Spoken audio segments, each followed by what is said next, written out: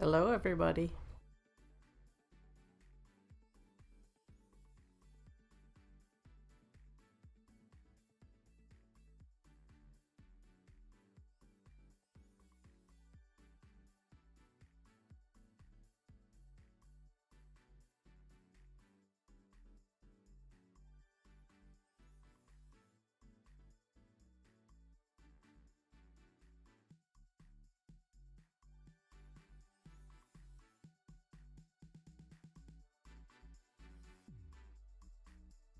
Is that better? Hey, Marie.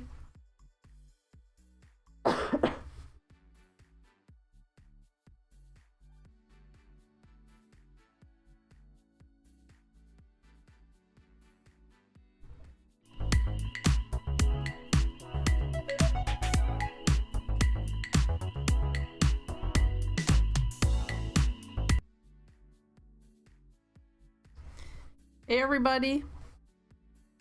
Is the music better now? Looks like it's a little bit. I didn't want it too loud.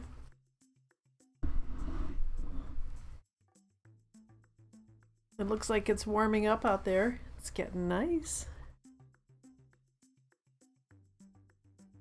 Hello, everybody, live from Schultz Lake, Bitely, Michigan. Bear Track Studios. Today is Wild Wednesday, and I will be sketching nature news and nature clues. So I'm glad you all made it. I want to give a shout out. Thank you, Jamie Taylor and Kaya, for being understanding at last minute questions. We'll see if a few more people show up. I know I always jump the gun a little bit and get on early. It's nice and warm, and I'm talking to you from my new recording Nature Nook studio. I've always wanted to have kind of a Nature Nook type office, and so I thought, why not have it be the live stream office? So that's kind of cool. Pardon me. Oh, well, hey. Is the music better now? Maybe. So it's not so loud. So today I was excited to bring in some new critters into my Nature Nook and wanted to show some of those off. But last week I was mucking about the pond or the lake that's kind of like the size of a pond, and it's something that I've always loved to do, and usually I muck about the lake or the pond when Lisa and Marie are gone. So it's and I've gotten in trouble a couple of times doing that. So anyway, I decided to take the kayak out and into the marshy area, and we've had a lot of toads singing. So I thought, well, maybe I'll go out there and get the kayak in since we've had so much rain, and get out there and watch the toads and sit there among them.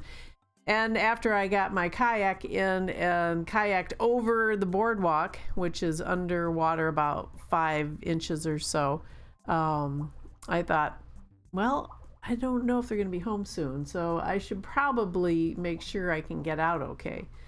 But it was fun, and I put on my leopard print rubber boots so I could get out to the other dock, and ended up moving my kayak out there so I could actually take it out onto the lake, because the lake kind of separates from the marsh. So you've got the bog in between that kind of filters everything and keeps all the critters in the marsh, and the bog is like a barrier, and then you've got the lake. So anyway, I just thought I would do a little bit of exploring, and it seems to be something that I like to do, especially when it comes to water. So something that I grew up with.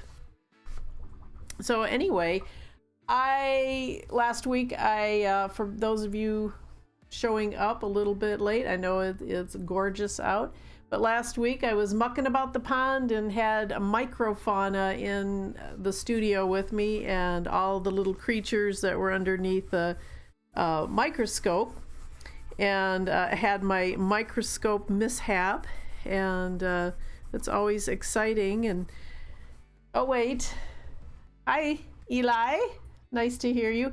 I'm getting a news flash right now. I've got breaking news. Oh my gosh, breaking nature news. I hope you're ready for this one. When the pandemic is over and loosens its grip, they say that Americans are going to go camping. Oh my gosh, camping? Really? Oh, wow. That is big news for the nature world. So I think that's pretty awesome. I just heard that today on the nature news that I get, the nature news feed. And oh, wow. Camping is something that I did as a kid. And ever since I was like 3 or 4 years old, my mother would pop up a tent. Even when we lived in Pontiac, it was a Lone Ranger tent. And she had us outside and having picnics. And I think it's that whole thing of having a tent and eating outside that's just so enticing. And there's something about it. It's a break from norm. And I know with everybody being quarantined that they're saying, you know, that you could go camping inside your house. You can set up a tent in the living room. You can set up a tent in your backyard. And I know my sister has done that. And you can set up your iPad to have a little fire and sit there and watch it and have on, the portable fireplace and that kind of thing that you can get. They have apps for everything. So it's kind of amazing. So when I heard this today, that the big news is that people are going to want to go camping as opposed to going to exotic places, I thought, wow, that is such amazing news. And they were saying, for number one, it's cheap. Oh boy, camping is cheap. And I know when my kids were little, that's what we did. We would take them to state and national parks and save money that way because we didn't have much money. And so it was pop a tent in the car and a cooler and you're on the road, and there's always some type of fun adventure. So they were saying that, you know, it's really cool that Americans are going to get out because they want to get outside, and that camping offers that cheap entertainment. So, wow. Camping. And not only that, but you'll be bringing your own food. So this is, you know, now that we have to live with this coronavirus thing, you're going to be taking your own food with you. And who doesn't love picnics and hot dogs? I know Marie and Lisa, they don't like hot dogs, but I sure do. And there's some days like I just want to go camping and have a little picnic with hot dogs. And so not only that, but by being out camping, there is fresh air. And so it's well ventilated activity, and you're a pretty good distance from your neighbor. A lot of campsites, campgrounds, you've got a pretty good size site that you're on. And so it's going to fulfill all of these new requirements that we have. So you're still getting entertainment, and you're doing it in a safe manner, which we know that this virus is going to be around for a while, so we have to learn to live differently with it. And so taking your family out into the wild is the thing to do, and I just thought that was so amazing. Hi, Lynn. Good to see everybody here today. So I was thinking about this today when I heard this breaking news, this big news, and I thought, wow, what is that going to do, number one, for the parks? Holy cats. I mean, that's going to renew an interest in parks, both state and national. I mean, Michigan is going to have a fun time with that one. You gotta put Isle Royal in there.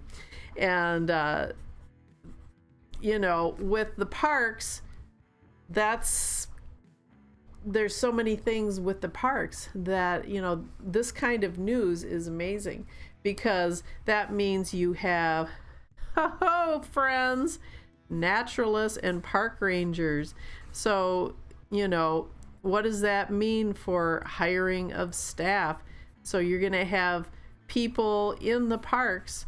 And I know that nature centers and that kind of thing has been not doing so well in Michigan in the past few years, but now we're going to have this glut of people, hopefully, going out and getting into nature. So you're going to have park programs. So you're going to need your naturalists. We're going to have gnats out there, not the buzzy kind of gnats that drive you crazy, but these are the gnats that are really good and teach you all about the wildlife and the habitat and everything around you. So I'm thinking, okay, we've got the parks, we've got state and the national parks and other parks as well that offer camping, and you're going to have naturalists. And then after that, oh my gosh, while you're camping, number one, you're going to need a tent, or you're going to need some type of thing to put your family in. So whether it's a little camper, something on that line that you're going to haul with your car, whatever it is, you're going to need that equipment. And so what is this going to do for REI? So you're going to have camping equipment and other places, smaller businesses. This is going to be a huge boon for them. And, you've got all the camping sleeping bags. You're going to have sleeping bags for everybody in the family, or blanket rolls, and camping equipment, like cooking equipment and things like that you're going to take outdoors. Holy cats, this is a whole new thing. When this starts, people getting back out, you're going to have all of this stuff happening. And not only that, but you're going to need books. Of course, books while you're out camping. So hopefully that will be good for us authors and illustrators of nature books. So you want to have kids with their little books and guides, and everybody knows that I was inspired as a kid from reading books by Michigan authors and picture books that had to do with the outdoors. So all of this stuff is going to be such a huge thing. Now, the one thing I did think about is what is this going to mean for nature? What is this going to do? So thinking about this, I thought, well, you're going to have these people hitting the woods, and they're going to be all raring to go for all kinds of wildlife experiences. And so what does this mean? What's going to happen with nature? You've got people in the parks, you've got them camping, you've got them out there eating, you've got them recreating, and we've got animals, we've got wildlife, we've got habitat. So this is going to be something for everybody to kind of partake in. So you're going to have, what is it going to mean for nature and wildlife? You're going to have extra eyes out there. and they're going to be watching what's happening. You're going to have extra ears out there. They're going to be listening. And this can mean citizen scientists. So, doing citizen science work, having people kind of recording and observing is going to be a boon for nature. So maybe there will be a nature revival as this camping revival comes in and takes over, and as people go along. So I think that's kind of cool. And I've seen some really not so good nature experiences when I've been camping and watching families tearing trees apart, live trees, and doing things that were just very damaging. And so as we're sending all of these people out, some people that may have never gone camping, there's going to have to be, again, that goes back to our naturalists. There's going to have to be park rangers and naturalists saying you can't rip off green branches off of trees or flowering trees or picking flowers or digging up flowers because you want it for everybody. So there's going to have to be that, that kind suggesting, although things anymore have not been kind out there, some of the things, but with our new campers heading outdoors, we're going to have to make sure that people are treating the campsites well so that the next camper coming in will have a beautiful campsite. So there's some responsibility there. So with more eyes and more ears, we're going to have more concern for the wildlife, more caring.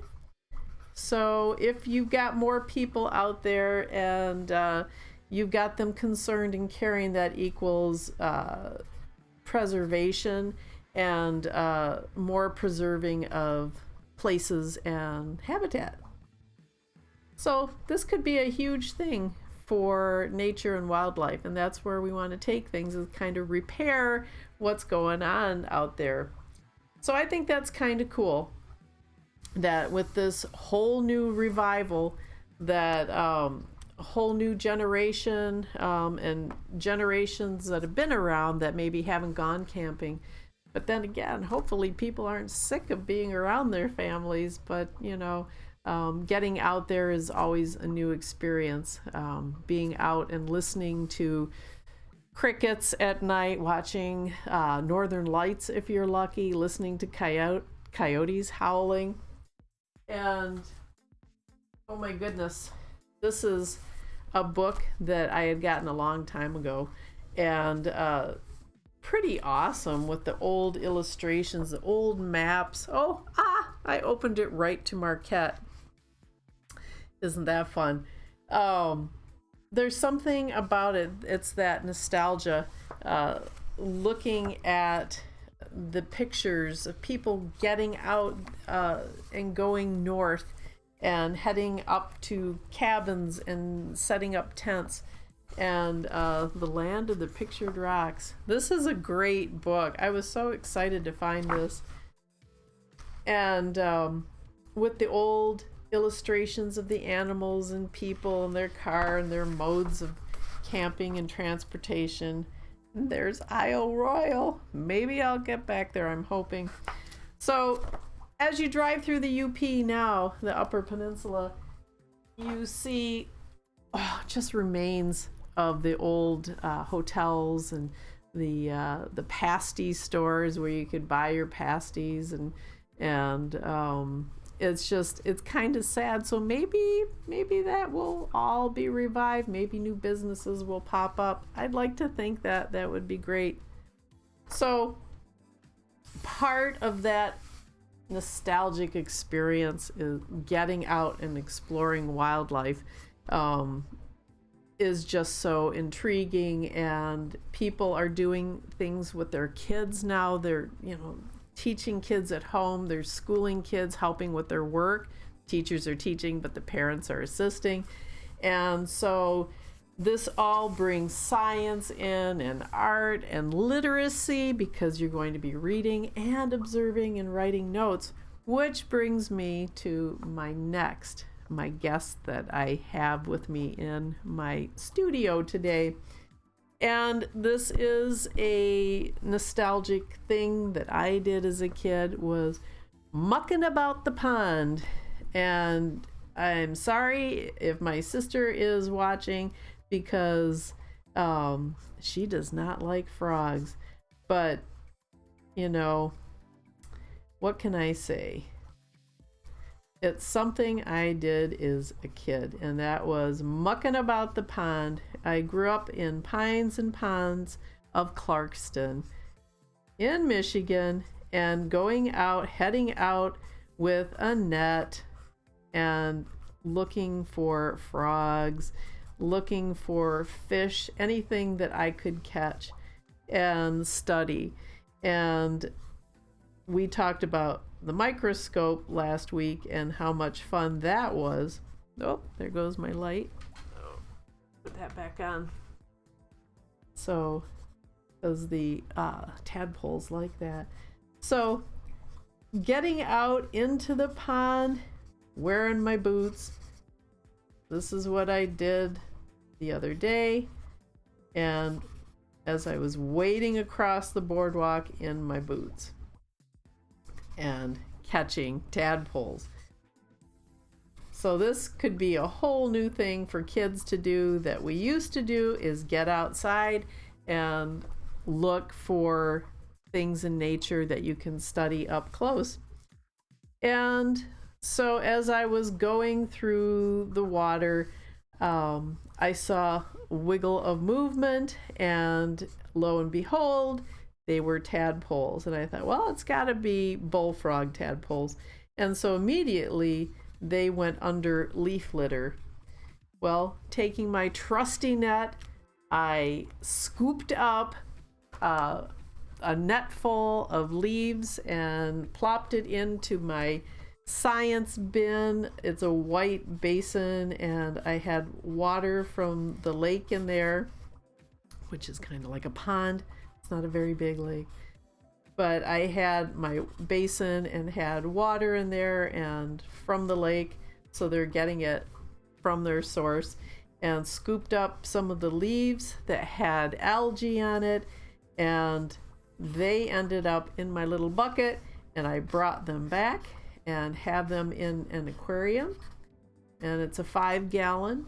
So I ended up using some of the water and the leaves and everything that was in my little science bin. And so I've got my good-sized tadpoles, and they are, oh my goodness, about 1.5 to 2 inches. And I think that I've got some leopard frog tadpoles in there, because I was observing them, and they've got little diamond shapes on their side, and it's very definite patterning. And so I was watching them. Now last week it was fun to watch the ostracods and the copepods and all the microscopic. This time I'm sitting by the aquarium and watching these guys, and like I said, they're about 2 inches. And so you're thinking, well, the frogs have been calling and they just started waking in the last few weeks. Well, these guys have overwintered, and they were probably, I'm going to imagine, under lots of leaf litter and were underneath the ice. So they're getting ready to change. So I brought out my other sketchbook and started making observations. As I was looking in the water and noticing their camouflage, I noticed how they matched the color of the spotted decaying leaves at the bottom of the tank, and that would be on the bottom of the floor of the lake. And so they just perfectly blend in so that they are not spotted by predators. Now, I told you that our lake, it's probably about 10 acres, and we have a boardwalk that goes out, and we've got a dock where the boats go, and then our other boardwalk leads to the house. So this is where our boat is. I'm gonna draw the little paddle boat, and it sits out here. So this is the lake, and the neighbor put in, which is a wonderful thing, some largemouth bass. So they've got bass. We've got some nice crappie, but that bass, they like to eat smaller things, so that's pretty cool. And the lake needs it. We've got to have a top predator out there. We've got lots of little bluegills. So here's the boardwalk that goes along to a platform. And in between, so you've got the lake and you've got the hungry bass. In between, there is a bog. And we have awesome bog plants. And so this is kind of protecting this little wet area. So there's a lot of sphagnum moss out here, and there's leather leaf and some wonderful plants that just smell so good. And it's fun to watch seasonally. We've got buttonbush shrubs out here. And then here's the boardwalk, and right now it's underwater about this far. And it comes up, and we've got the driveway. So pretty close. And the water started coming in and covering about 5 inches here. On this side, we've got a lot of cattails started coming in, and it's very marshy. So you've got this marsh, and over here we have some wind thrown and roots, and there's a lot of root balls and things, and tamarack. And so the tamarack are out here, which are just starting to kind of bud out, and lots of cattails. Now last year, cattails like crazy moved into this marsh, and lots of cattails. Now normally I would have taken my kayak and gone out here and launched into the lake. There's a little area where there's pines and tamaracks, and I'd launch my kayak over there and hit into the lake water. So this year, with all the rain that we've had, we have to wear rubber boots just to get to the boat and the dock. And this is where I picked up the tadpoles. And so I took my kayak out here and went in and was checking out all of the areas, and there's been a lot of toad song. So right now we're hearing toads. Every so often you pick up a spring peeper, and because they're done with their mating, and now it's the toads' time. So you've got this area that's very wet. This is a super area for all of these tadpoles to live, because that bass can't get in there. They can't get in there to eat those. And the bog is kind of like this natural barrier that's keeping all of this fish free. So these frogs and salamanders can breed down there.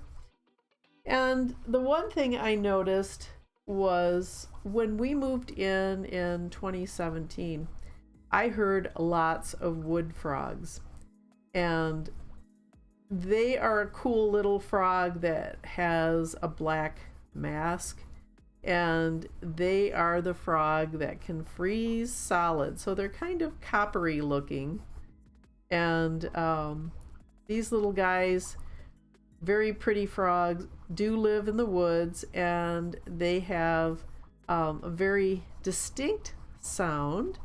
And like I said, we're going to have lots of ears and eyes out there when people get out to discover nature, rediscover nature, and go camping. So this frog is easy to see because it's got that little black mask, but their sound is like a quacking sound, almost like it's laughing. And of course the spring peepers, peep peep, that high-pitched sound, and chorus frogs, like, and then you get these little quackers in there, and you know the difference. It's a very distinct quack quack quack type sound, like they're laughing. And then you get the green frogs that sound like a banjo, and then you have the bullfrogs that have that deep juggarum kind of voice, and I haven't heard them yet, but I've heard some leopard frogs. I heard one this past week, and last year I heard some leopard frogs, and they're kind of a frog that has a snore to it. So I thought that was really interesting, that the wood frogs have kind of disappeared. And as I was on the internet and found Jim McGrath in Williamston, Michigan, that he did an article about his vernal pond, and that the green frogs came in, and they kind of figure that these tadpoles, the green frog tadpoles, came in and just like wiped out the wood frog population. Whether that really, if that's the case, that's what I'm kind of wondering, because we started getting more numbers of bullfrogs.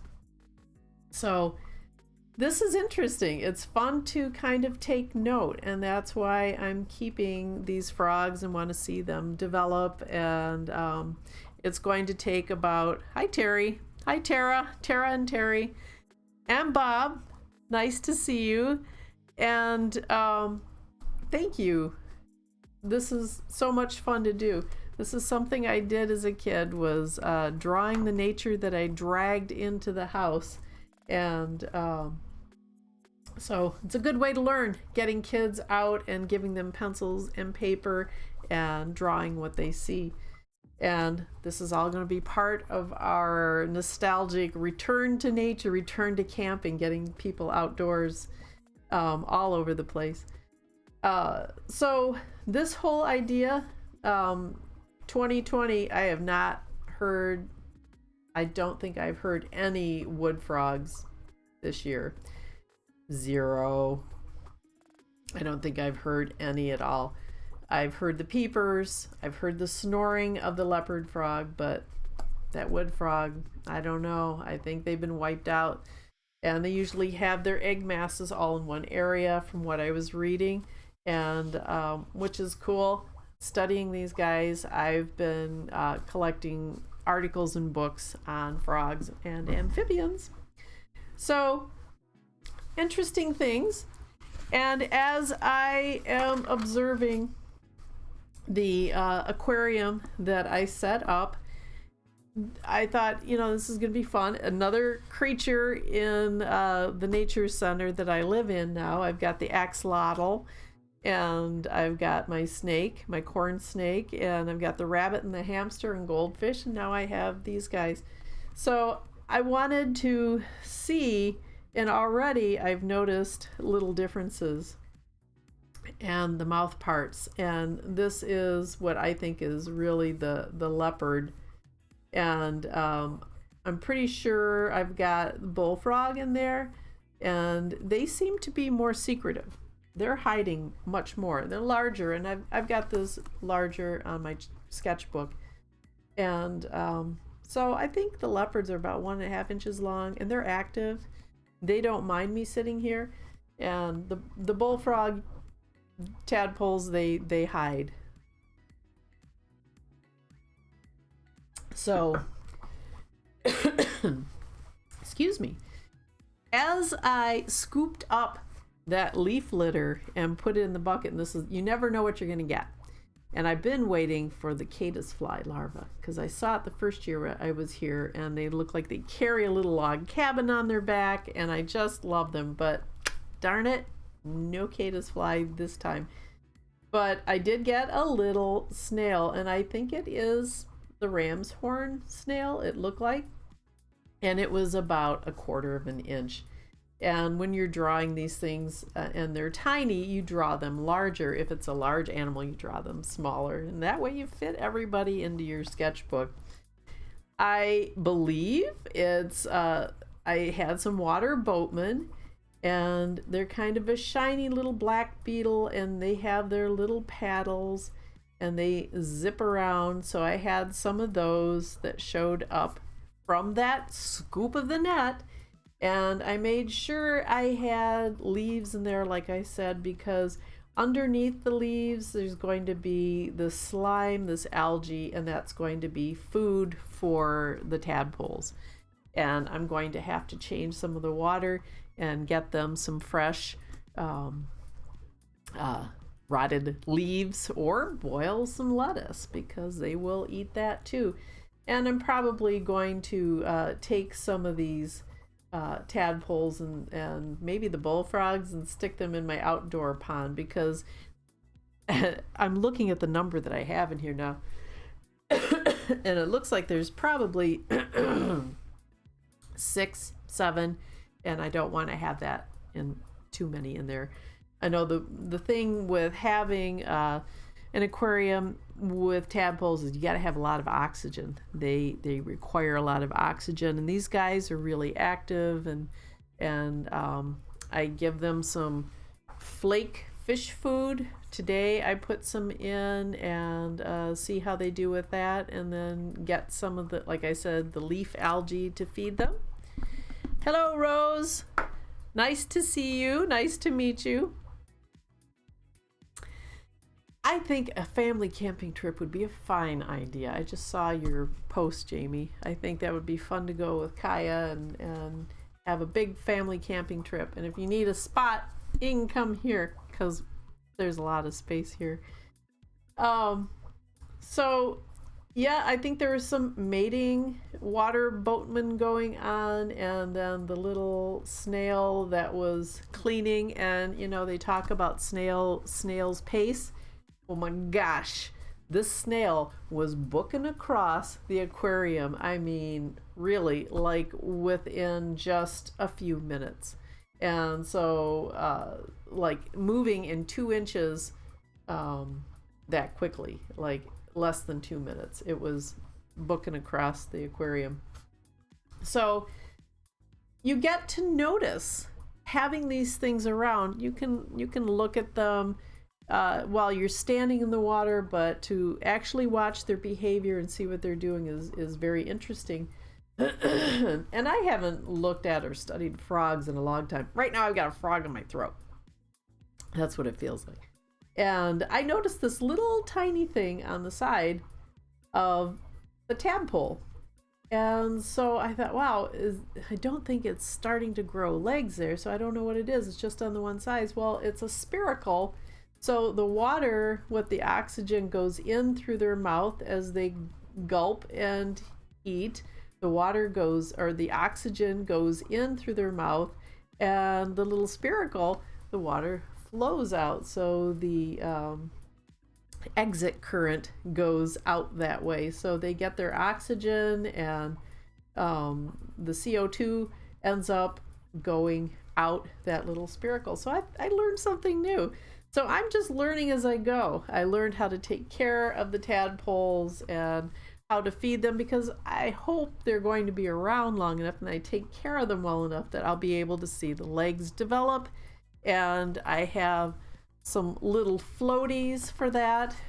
These are from some of my pond plants when I had in my outdoor pond, the little foam bits that help the lily pads float.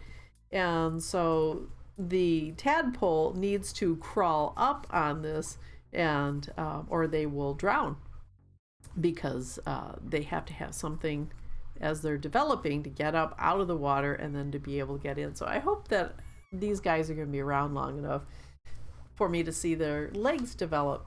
I'm going to try my hardest to keep them around.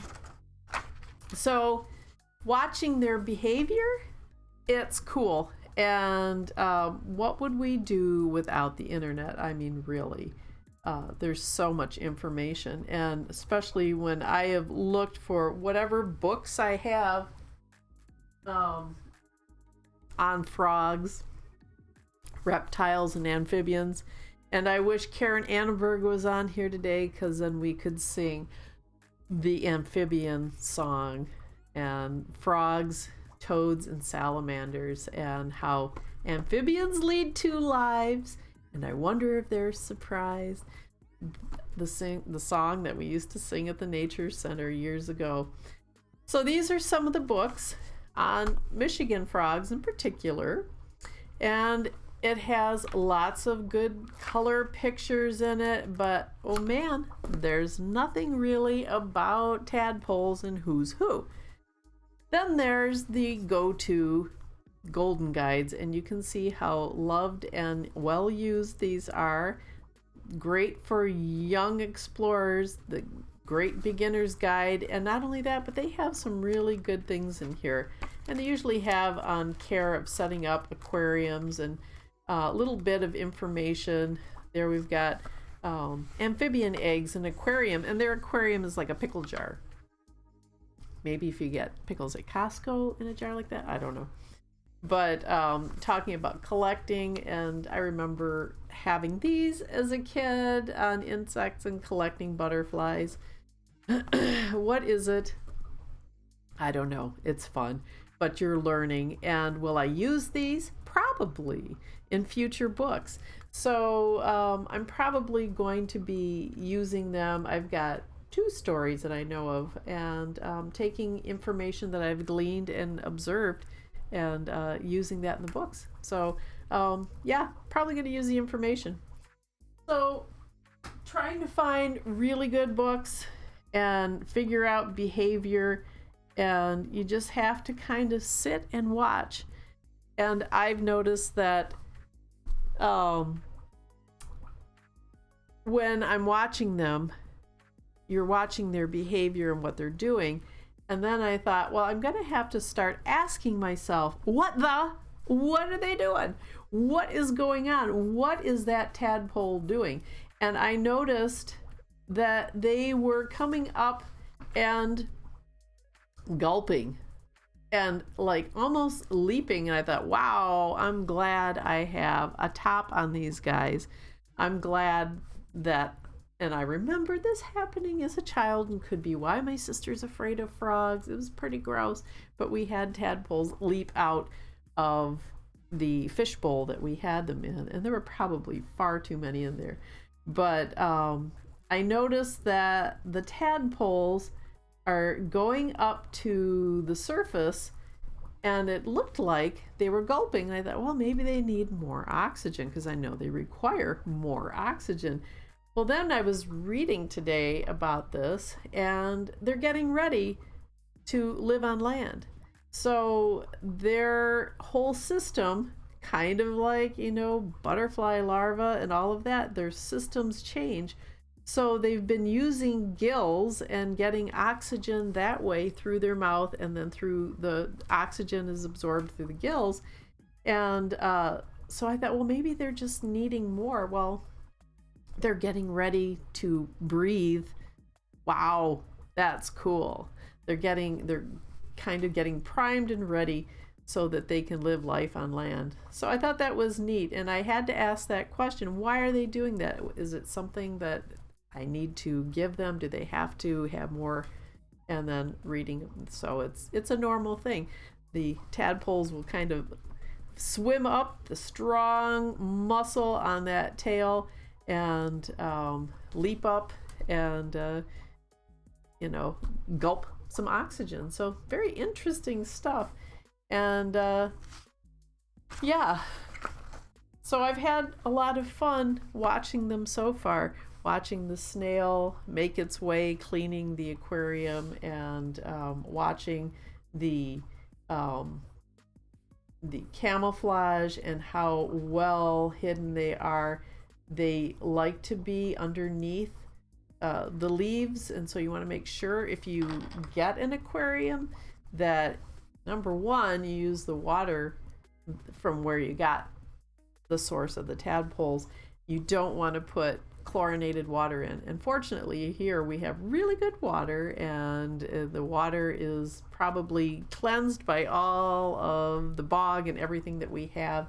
And so I just use some of that to put in to add to the water for the tadpoles. But make sure you have food and places for them to hide. So fun stuff. And I wanted to see, they're pretty active today, and I wanted to grab the camera and now that I have, bear with me for a minute here, I've got my setup here. Oh, there we go. We're going to travel the camera around here and check out, see, this is going to be upside down. Oh, flip the camera. There's one right there.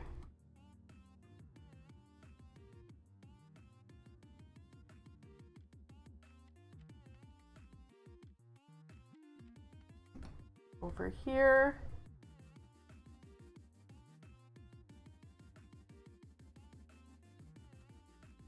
There.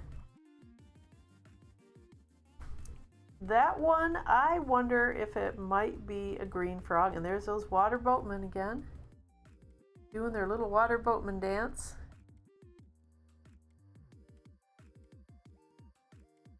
And here got another one. Kind of cool.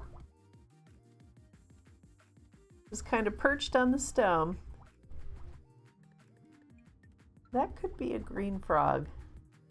It's going to be interesting watching the eyes develop and see if they get legs. They were all just zipping around. There goes one. Oh my goodness. It seems like the leopard frogs are the really active ones. I've got some, you might see some long strings hanging down, and that is duckweed stems. Little tiny green plant, and I want to get more green plants to put in here. So there goes another water boatman with a little bubble, little air bubble underneath. So these guys are fun. Oh, there's two. Yeah, I'm gonna have to catch some. There goes the water boatmen, are kind of fun to watch. And I didn't know, are they mating, or is it, you know, a thing of they're trying to devour the other one. Another pretty tadpole. And I guess as they develop and their patterns and spots develop, I'll figure out who's who. So I wanted to show you what I've been doing, and I hope this inspires you to get out and to explore.